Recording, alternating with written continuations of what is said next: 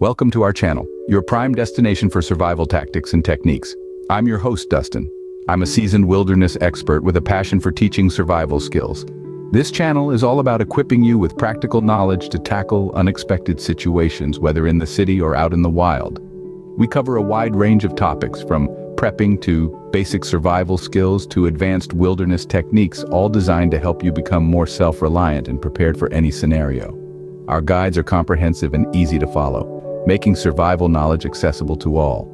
Today, we're diving into a crucial area of personal safety, mastering the survival tactics of detect, deter, intimidate, and evade. These techniques are designed to help you identify potential threats, deter aggressors, intimidate opponents if necessary, and evade danger when all else fails. So, buckle up and get ready for a journey into the world of survival tactics. Mastering detection is the first step towards ensuring your personal safety. It's all about being aware of your surroundings and understanding the environment you're in. This knowledge is crucial because it allows you to spot potential dangers before they become immediate threats. Now let's talk about situational awareness. It's a continuous subconscious scan of the environment around you. It's about understanding what's happening in your vicinity and how it could potentially impact you. Imagine you're walking down a street. You're not just looking straight ahead. You're scanning the sidewalk, the road, the buildings. You're noticing the people, the cars, the shadows. You're listening for footsteps, engines, voices. This is situational awareness, a 360-degree mental radar. Observation and environmental awareness go hand in hand with situational awareness. It's not just about looking, it's about seeing, understanding, and interpreting. It's about noticing a broken branch or a fresh footprint, a door ajar, or a light suddenly turned off. These details might seem insignificant, but they could be crucial clues that something is out of the ordinary. One way to improve your detection abilities is to use all your senses, not just sight. Listen for unusual sounds, smell for unusual odors, feel for changes in temperature or wind direction. Each sense can provide a unique piece of the puzzle. Now let's discuss the concept of baseline and anomaly.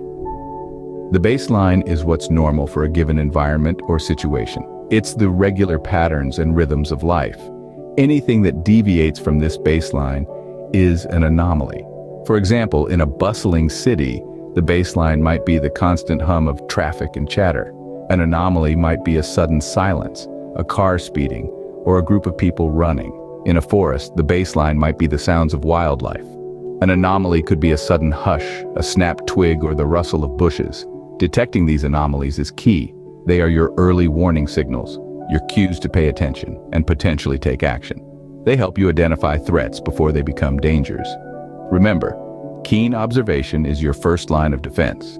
It's about being proactive, not reactive. It's about spotting the lion in the grass before it pounces, so keep your senses sharp, your mind alert, and your eyes wide open. The art of detection is one of the most powerful tools in your survival toolbox. Once a potential threat is detected, effective deterrence can prevent escalation. This is the crux of our survival philosophy. Deterrence, in its simplest form, is about making yourself less appealing to potential threats. It's about projecting strength, preparedness, and a clear message. I am not an easy target. Let's begin with non-confrontational deterrence techniques. These strategies revolve around making yourself less appealing to potential threats. It's not about looking tough or intimidating, but rather about being aware, confident, and prepared. Remember, predators often go for what they perceive as the weakest, easiest targets. So walk with purpose, make eye contact, and be aware of your surroundings. These subtle cues can dissuade potential threats. Another key aspect of non-confrontational deterrence is the strategic use of natural and artificial barriers for protection. This can be as simple as positioning yourself with your back to a wall in a public space, or as complex as designing your home or campsite with safety in mind. Consider things like lighting, visibility, and access points. The goal here is to create an environment that discourages potential threats from approaching. Now let's switch gears and discuss confrontational deterrence techniques. These are measures you take when a threat has already been identified, and you need to actively discourage an attack. Alarms and lights serve as excellent deterrents. A loud alarm or sudden bright light can startle a potential attacker, giving you crucial seconds to react. Then there's the use of legal defensive tools like pepper spray or firearms. These require a certain level of training and legal knowledge. So it's vital that you educate yourself before deciding to carry these tools. Always remember, the goal here isn't to engage in a confrontation but to deter one. In this world of uncertainties, it's essential to have a game plan. Deterrence is all about dissuading potential threats from escalating into actual attacks. It's about being prepared, projecting confidence, and utilizing your environment to your advantage. And, while we've covered a lot of ground today, we've only scratched the surface of deterrence tactics. It's a deep and complex field, with countless strategies and techniques to explore. So, keep learning, keep practicing, and remember, the more prepared you are, the less attractive you become to potential threats. In conclusion, a well-prepared individual is a less attractive target. So, arm yourself with knowledge and with confidence. Stay vigilant, stay prepared, and remember, your best defense is a good offense. In this case, that offense is effective deterrence. In situations where deterrence fails, intimidation can be an effective tool. Now, let's not confuse intimidation with aggression. It's not about instigating conflict, but rather about creating an image of strength that can be enough to make potential threats think twice. So when is intimidation a useful tool? Typically, it's when you're dealing with a threat that has already ignored your deterrence efforts. It could be a wild animal or, unfortunately, a fellow human who's decided not to respect your barriers. That's when you want to shift gears from deterrence to intimidation. Now let's dive into the heart of intimidation tactics, psychological intimidation. This is an art form that relies heavily on body language and vocal presence. The key is to make yourself appear larger, more confident, and ready to defend yourself if necessary. Stand tall, broaden your shoulders, and maintain eye contact. This sends a clear message. I am not an easy target. Your voice is another powerful tool. You want to speak loudly, clearly, and assertively. Your words should be direct and confident. Remember, it's not about shouting threats or insults. It's about stating your intent to defend yourself if pushed. Next, let's talk about deception and bluffing. These are delicate techniques and should be used with caution. The idea is to make your opponent overestimate your capabilities or underestimate their own. This could be as simple as pretending to have a weapon when you don't. But be careful. If your bluff is called, you might find yourself in a more dangerous situation. Lastly, we have physical intimidation. This isn't about getting physical with your opponent. That's a last resort. This is about showing your readiness to defend yourself. If you're trained in self-defense or martial arts, a simple display of your skills could be enough to deter a threat. If you're carrying a legal defensive tool like pepper spray or a firearm, now's the time to make it visible. But remember, these tools are not for threatening or causing unnecessary harm. They're for self-defense. So if you're going to display them, you must be prepared and trained to use them responsibly. Intimidation is a powerful tool, but like all tools, it must be used wisely. It's not about being a bully or a tough guy. It's about projecting an image of confidence and readiness that tells potential threats it's not worth it. And that's the essence of intimidation. It's not about causing fear or harm. It's about making it clear that you're not an easy target, that you're ready and willing to defend yourself if necessary. It's about standing your ground and showing that you won't be pushed around. So remember, intimidation isn't about aggression. It's about projection. It's about making potential threats think twice before they act. And most importantly, it's about keeping yourself safe in a dangerous situation. Intimidation is about projecting strength and readiness. And with that, we wrap up our discussion on intimidation strategies. Stay tuned for our next segment, where we'll discuss evasion techniques, the last line of defense when all else fails. If all else fails, evasion is a crucial survival skill. When the chips are down and all other tactics have been exhausted, evasion often becomes your last line of defense. It's a critical survival skill that requires both mental agility and physical prowess. The cornerstone of evasion is understanding its importance. Evasion isn't about cowardice or running away, it's about survival. It's about making a strategic choice to disengage from a threat when the odds are against you. It's about preserving your life and the lives of those around you. Remember, survival isn't about winning or losing. It's about living another day.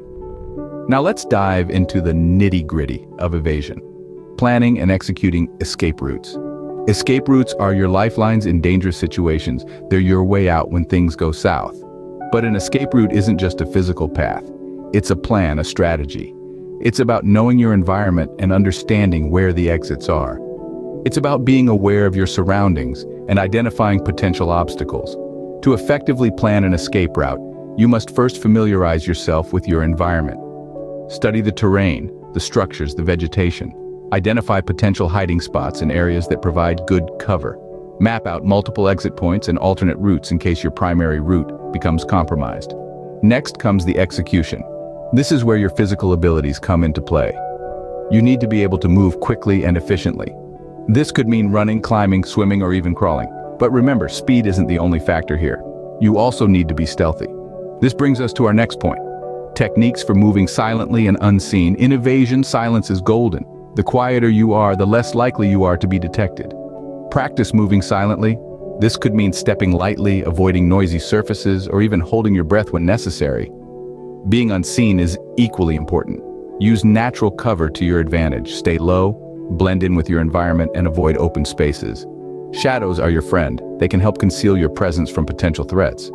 Lastly, always remember to stay calm.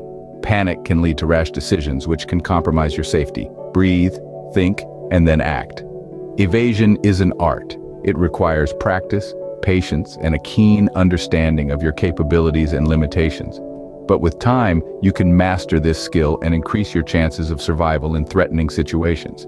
Sometimes, the best way to win is to avoid the fight altogether. So, equip yourself with the knowledge and skills necessary to evade danger when the need arises. Remember, survival isn't about being the bravest or the strongest. It's about being the smartest. It's about making the right choices at the right time, and sometimes evasion is that right choice.